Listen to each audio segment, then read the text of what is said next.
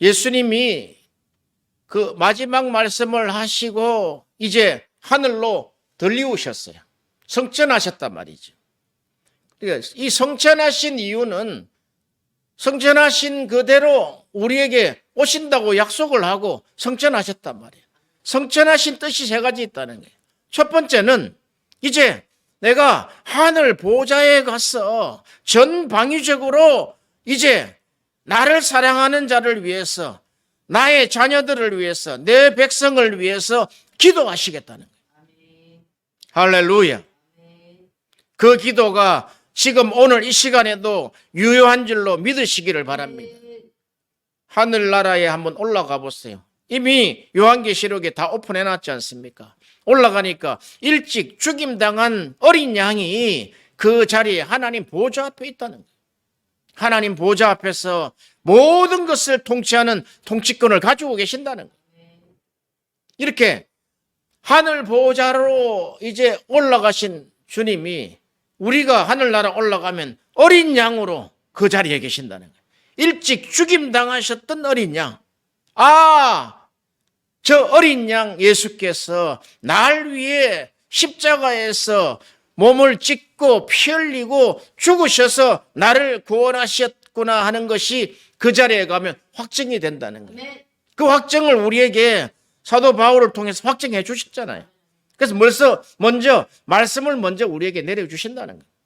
보좌에 올라가셔서 기도하시기 위해서 성천하셨고, 두 번째는 주님이 이제 우리가 영원히 이 땅에 살지 아니하기 때문에 처소를 예비하러 가신다는 거예요.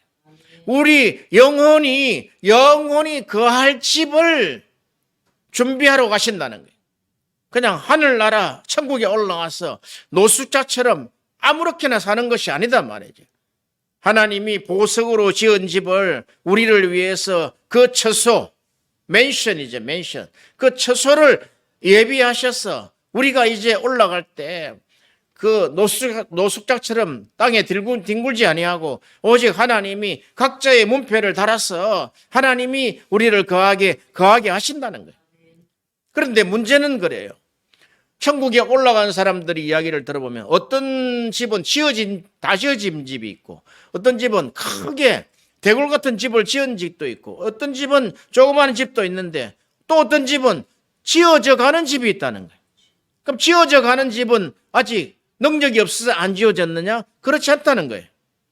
이것은 우리가 이 땅에서 하나님을 위해서 열심히 봉사하고 하나님의 뜻을 위해서 열심히 살아갈 때 하나님 앞에 드려지는 우리의 모든 행위가 하나님 앞에 제물로 드려질 때, 우리의 육체 동안에 제물로 드려질 때 그것이 하나씩 지어져 간다는 것입니다.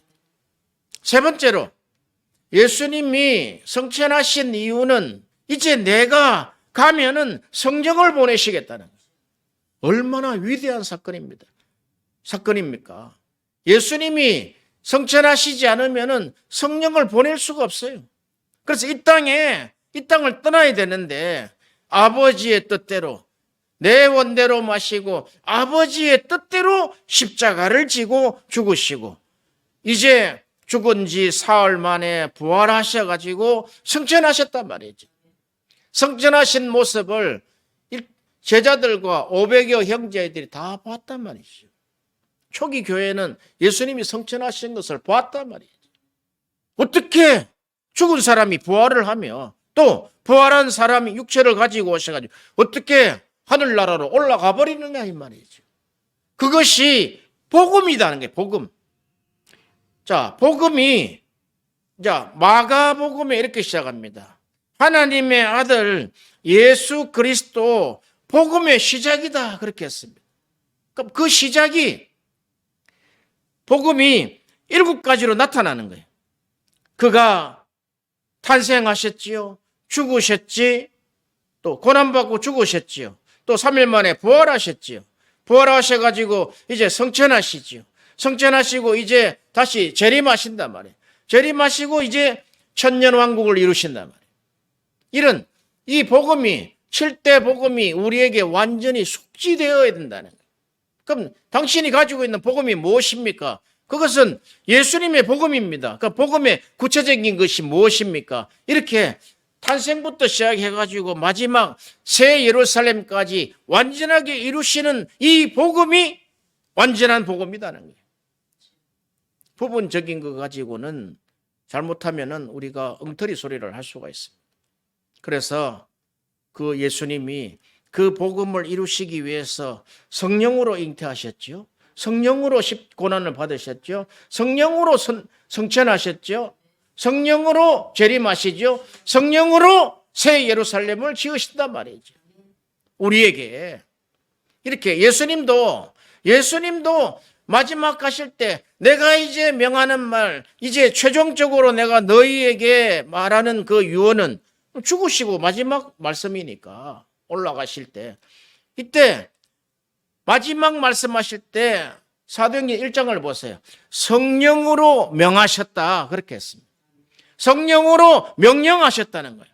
그러므로 너희가 이 성령이 너희가 예루살렘을 떠나지 말고 하늘로부터 능력이 더 입히올 때까지, 성령을 능력이라 그랬단 말이에요. 성령이 임하시면은 권능을 받고 예루살렘과 온 유다와 사마리아와 땅끝까지 이르러 내 증인이 되라. 그러니까 이 공식이 딱 나와 있단 말이에요. 성령이 임하시면 권능을 받고, 이 권능은 하늘 권능이라는 거예요. 하늘에 있는 권능이라는 거예요.